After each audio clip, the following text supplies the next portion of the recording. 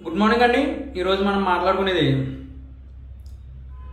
పిఠాపురంలో ఒక ఎస్సీ యువకుడు చనిపోతే అక్కడ సెటిల్మెంట్ చేసి ఇంకో వర్గం వాళ్ళకి ఏమీ ఇవ్వకూడదు, పాలు అలాంటివి కానీ వాళ్ళ దగ్గర కొనకూడదు, అలాగే వస్తువులు కిరాణా షాప్ ఉందంటే వాళ్ళకి ఇవ్వకూడదు అని ఒక హుకుం జారీ చేయరు.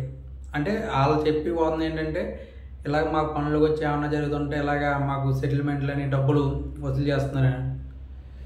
ప్రపంచం ఎంత ముందుకెళ్తుందో ఇంకా మనం వెనక్కి వెళ్తున్నాం అన్నట్టుగా ఇది ఉదాహరణ. ఎందుకంటే ఎలాన్ మస్క్ ర్యాకెట్స్ని చంద్రమండలంలో వదులుతుంటే ఆఫ్టర్ ఆల్ వదిలేస్తున్నారు వాళ్ళు స్పేస్ ఎక్స్ ద్వారా.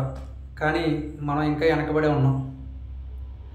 అలాగా చెప్పుకుంటే పోతే అక్కడ మార్స్లో జనాలని ఉంచి ఒక స్పేస్ స్టేషన్ కట్టి అంత డెవలప్ చేస్తున్నారు అమెరికా, ప్రపంచ దేశాలు. ఇప్పుడిప్పుడే మనం కూడా చేస్తున్నాం. అలాగే చంద్రయాన్ 2 అని మన వాళ్ళు పంపించారు. ఇప్పుడిప్పుడే నాగరికత బాగా డెవలప్ అయ్యి ఈ కులాల కుమ్ములాట లేకుండా ఉంది అనుకునేటప్పటికి పిఠాపురంలో ఈ సంఘటన చాలా ఆశ్చర్యం కలిగించింది. ఎందుకంటే సురేష్ అన్న యువకుడు ఒక మోటార్ వర్క్, ఆయన ఎలక్ట్రిషియన్, ఆయన మోటార్ వర్క్ చేయడానికి ఒక ఇంటికి వెళ్తే అన్ఎక్స్పెక్టెడ్ చనిపోయాడు. ఆయన చనిపోతే అక్కడ ఉన్న ఆయన వర్గం పెద్దలు అందరూ కలిసి సెటిల్మెంట్ సిఐ ద్వారా ఆయన మన్నాడు నుంచి 16 తారీఖు ఆయన చనిపోతే 17 తారీఖు ఆయన సిఐ గారు ఉండి సెటిల్మెంట్ చేయరు. ఆ మన్నాడు నుంచి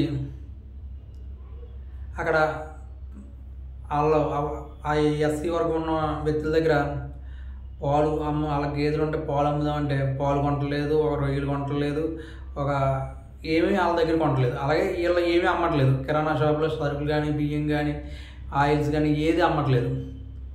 అలాగే పనులకు కూడా పిల్లట్లేదు, అంటే కూలి పనులు చేయడానికి కూడా పిల్లలేదు. అలాగే వరి కోతల విషయంలో కూడా పిల్లలేదంట.